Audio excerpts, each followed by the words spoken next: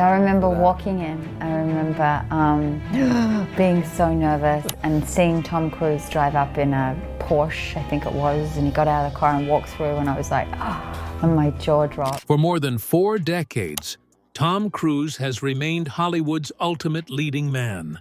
Blockbuster stunts, billion-dollar franchises, and a smile that can charm just about everyone. What's not to love?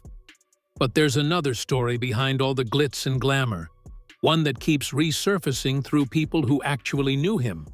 Co-stars, ex-wives, friends, and former allies have all dropped unsettling hints over the years, often brushed off as jealousy or drama. The difference is this was not against her will, though. But this wasn't against Brooke's will. Madam, asking you a question. I understand there's abuse of all of these things. No, you see, here's the problem. You don't know the history of psychiatry. I do.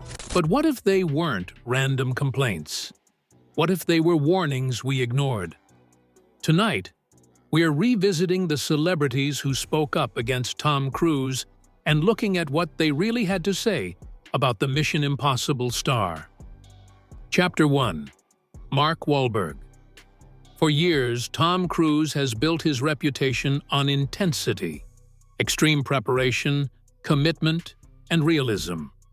But in 2013, that intensity crossed into dangerous territory, at least in the eyes of Mark Wahlberg. It started quietly, with leaked court documents suggesting that Cruise had once compared working on a movie set to the intensity of fighting in Afghanistan. On its own, the comment might have passed as exaggerated actor talk, but for Wahlberg, it struck a nerve, and not without reason. At the time, Wahlberg was promoting Lone Survivor, a film based on the real-life 2005 Navy SEAL mission operation Red Wings. He had trained alongside veterans.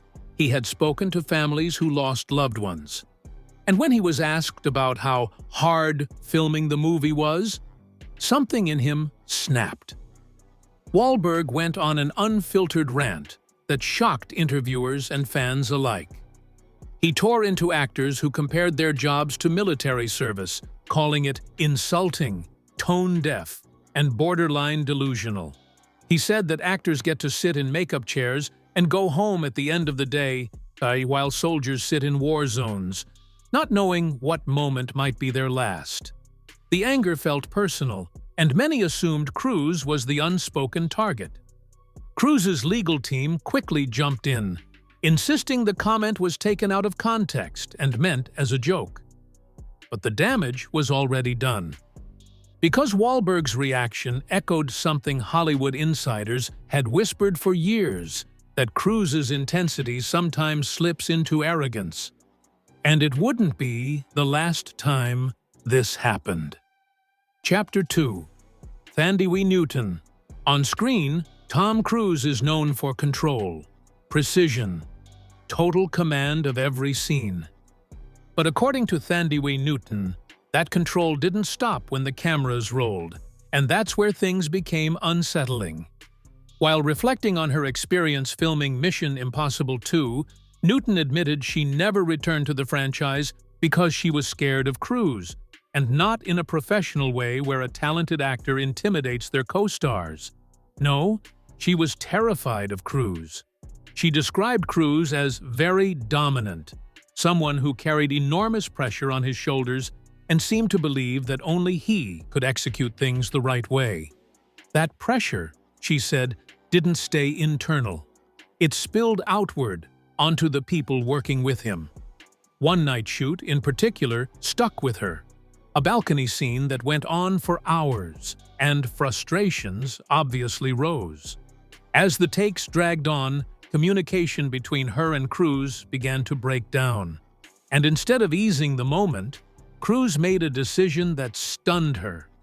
He stopped responding, slipping into a hyper-focused mode that left her completely shut out. For Cruise, it may have been a coping mechanism. For Newton, it was isolating and terrifying. She later revealed that Cruise became so frustrated with her performance that it pushed her into a spiral of insecurity. The more pressure he applied, the worse she felt. until fear replaced confidence entirely. The dynamic became less about collaboration and more about survival. But this next moment wasn't quiet and personal. It sparked national outrage. Chapter 3. Brooke Shields. For many people, Tom Cruise crossed from intense to outright alarming the moment he publicly attacked Brooke Shields, not over a movie, but over her mental health. In the mid-2000s, Shields courageously spoke about her struggle with severe postpartum depression after giving birth. She was open about using antidepressants as part of her recovery, hoping to reduce stigma and help other women feel less alone. Cruise's response shocked the world. In multiple interviews, he criticized Shields by name and dismissed antidepressants as controversial and unscientific. He claimed medication didn't cure anything and suggested that psychiatry itself was fraudulent. But what truly stunned people wasn't just the opinion, it was the arrogance. Cruise positioned himself as an authority over a woman's lived medical experience, despite having no clinical background whatsoever. Then came the line that changed everything. Cruise said he cared about Shields, but questioned where her career has gone, a remark widely interpreted as both condescending and punitive. To many, it sounded less like concern and more like a warning. Disagree with him, and you pay a price. Shields didn't stay silent, though. She fired back and told Cruise to stick to saving the world from aliens and stop lecturing women about childbirth and mental illness. She reminded the public and Cruise that postpartum depression is real, dangerous, and sometimes deadly if left untreated. And that's when public perception about Cruise started to see a serious shift. Chapter 4. Brad Pitt. By the mid-1990s, Brad Pitt and Tom Cruise were two of the biggest stars on the planet. Same era, same level of fame. But according to Pitt, that's exactly where the problem started. Their tension allegedly began on the set of Interview with the Vampire. While the film went on to become a massive hit, Pitt later admitted that the experience was miserable, and Cruise played a major role in that discomfort. He described Cruise as someone who was constantly coming at you, always pushing, always competing, even when collaboration was supposed to come first. Pitt didn't hide the resentment.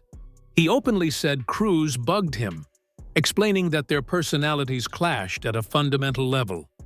In Pitt's words, Cruise came on strong with his dominant handshakes, forced energy, and a relentless presence. Pitt, by contrast, was more reserved, more observational, and that created an unspoken rivalry that poisoned any chance of connection. Years later, that divide only deepened. In 2009, both actors released World War II films around the same time, with Pitt starring in *Inglourious Basterds* and Cruise leading Valkyrie. Pitt's film was critically acclaimed and culturally celebrated, while Cruise's wasn't. And when Pitt reportedly dismissed Valkyrie as ridiculous, many saw it as the quiet release of decades of tension finally bubbling to the surface. But can you really blame him? Chapter 5. Nicole Kidman. For a time, Nicole Kidman and Tom Cruise were Hollywood royalty. They were the world's greatest power couple, with a relationship that looked like a fairy tale. But from the inside, Kidman later revealed, it felt isolating and deeply unbalanced.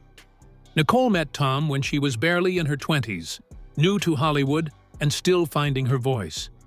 He was already one of the biggest stars on the planet. That power gap shaped everything that followed.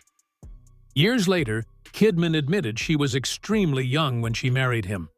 Despite sharing movie sets, red carpets, and global fame, Nicole described feeling profoundly alone. Even at the height of her success, including the moment she won an Academy Award for The Hours, she said she felt emptier than ever. Holding a gold statue celebrated by millions, she was still emotionally isolated inside her own marriage. Then came the divorce. In 2001, Cruise abruptly filed, catching Kidman completely off guard. What followed was a brutal custody battle over their adopted children, Isabella and Connor. Cruise was ultimately granted full custody, and the children were raised within Scientology, a development that, according to many close to Kidman, permanently fractured her relationship with them. The silence spoke volumes. Kidman rarely discusses Scientology publicly, but the aftermath of that marriage reshaped her life. Friends noted that she slowly reclaimed her independence, rebuilt her identity, and redefined what partnership meant to her. And when the divorce was finalized, one candid photo of her leaving the attorney's office instantly became a pop culture moment. Chapter 6. Alec Baldwin. Sometimes the sharpest warnings come wrapped in humor. And when Alec Baldwin took the stage at Elle magazine's Women in Hollywood event, that's exactly what happened. The night was meant to celebrate women and address the long-standing pay gap in Hollywood. Baldwin, hosting with his trademark sarcasm, offered what sounded like a light-hearted punchline. Alec joked that maybe the industry could fix salary inequality if Tom Cruise simply agreed to lower his paycheck by $29 million. The room erupted in laughter. Even Cruise's wife at the time, Katie Holmes, reportedly laughed along. But beneath the joke was an uncomfortable truth Baldwin didn't need to say out loud.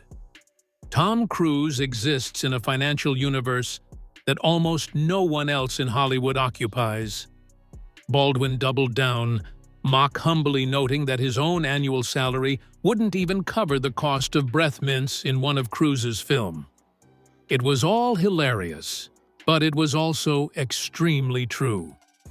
Industry insiders later confirmed that Cruise made over $100 million from Top Gun.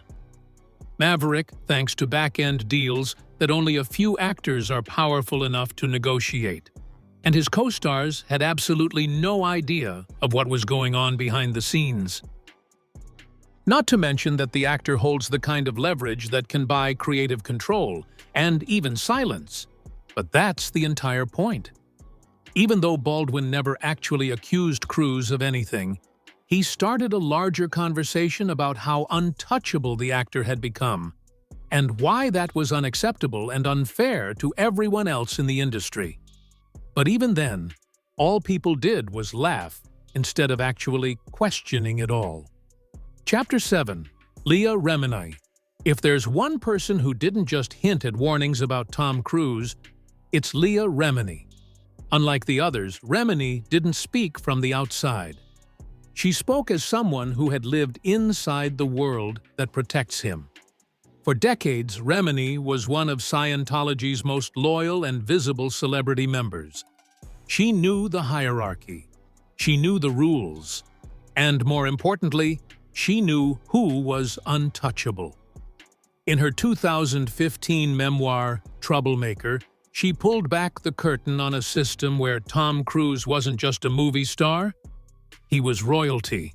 Remini recalled being invited to Cruise's Beverly Hills mansion alongside a group of elite Scientologists and Hollywood figures, including Will and Jada Pinkett Smith. What unfolded, she said, felt surreal. Cruise suddenly announced he wanted everyone to play hide-and-seek, and not as a suggestion, as a command. Grown adults, powerful celebrities, scrambling to please him. Refusing wasn't really an option, but that was just the beginning.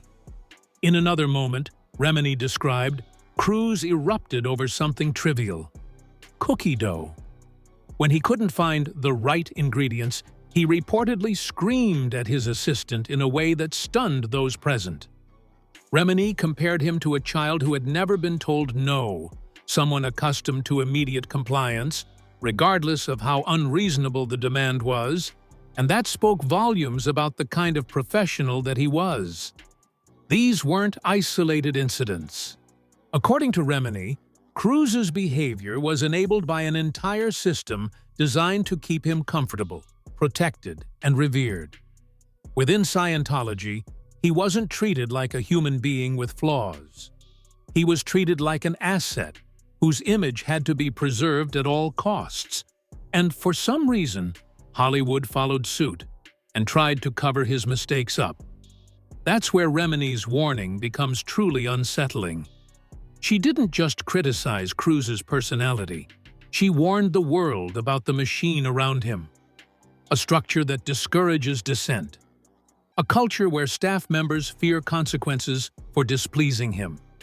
A world where celebrity status and religious authority blur into something dangerous. When Top Gun: Maverick was released decades later, Remini publicly urged fans not to be blinded by Cruise's charm.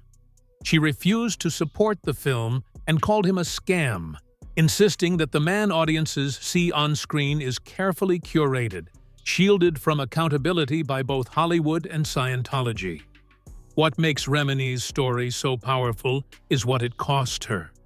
Speaking out meant being labeled a suppressive person, losing lifelong friends, becoming a target. Yet she kept talking anyway, because she believed staying silent was just not acceptable after knowing what she did. Chapter 8. Katie Holmes. When Katie Holmes filed for divorce from Tom Cruise in 2012, Hollywood froze. There were no warning signs or public fights. One day, they were a power couple. The next, it was over, and Holmes had carefully planned her exit by the looks of it. Their fallout, and Katie's complete disappearance after, is what led many fans to finally stop putting Cruise on a pedestal and see him for who he was. That's not all, though. What later emerged made the silence around the situation feel intentional.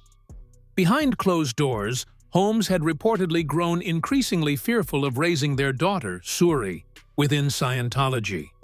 Unlike Cruise, Katie was never deeply embedded in the belief system, and the closer Suri got to an age where formal involvement could begin, the more urgent the situation became. The speed of the divorce wasn't accidental. Holmes allegedly executed a carefully coordinated plan, involving burner phones, secret meetings, and legal preparation long before Cruise suspected anything. Reports later suggested she changed phone numbers, relied on a tight inner circle, and kept her plans hidden until the very last moment, even from people close to Cruise. Lawyers were lined up in advance. Documents were ready. So clearly, none of this was emotional or impulsive. When she filed, she did it from New York, not California, to ensure that the jurisdiction favored her case. Once again, a decision that was extremely well planned. The result of the lawsuit was pretty decisive. Holmes won sole custody of Suri, along with strict provisions that her daughter would not be exposed to Scientology practices. Cruise later confirmed under oath that Katie's concerns about the church were a key reason for the split, a rare moment of public honesty that quietly validated her actions. What followed was even more telling. Over the years, Cruise has reportedly had little to no relationship with Suri. While the reasons remain private, the distance fueled speculation about how Scientology's policy toward ex-members may have played a role. Holmes, meanwhile, disappeared from the spotlight, intentionally choosing privacy over fame. Chapter 9. Mickey Rourke. By the time Mickey Rourke spoke out about Tom Cruise, he had nothing left to protect. No studio alliances, no carefully polished image. And that's exactly what made his words hit harder than anyone else's.